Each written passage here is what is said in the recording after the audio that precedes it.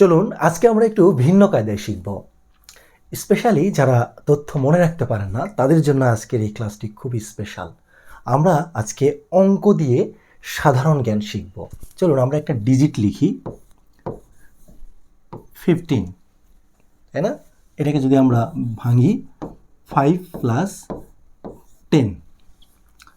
আমরা জাতিসংঘের নিরাপত্তা পরিষদের নাম তো সবাই শুনেছি, আর এই নিরাপত্তা পরিষদের মোট সদস্য দেশ হচ্ছে 15টি। মনে রাখবেন 5টি হচ্ছে স্থায়ী সদস্য, যেটাকে বলা হয় P5, আর 10টি হচ্ছে অস্থায়ী সদস্য, এটাকে আমরা বলতে পারি T10।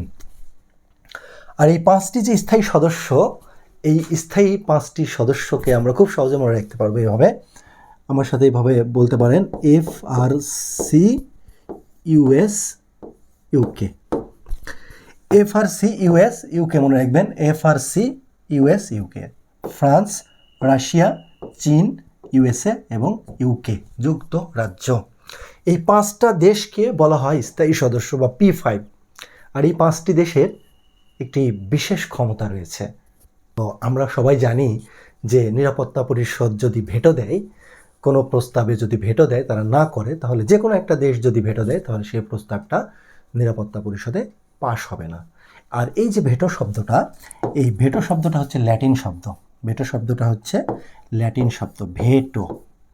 ভেটো এটা ল্যাটিন শব্দ, ল্যাটিন ওয়ার্ড। এর অর্থ হচ্ছে আই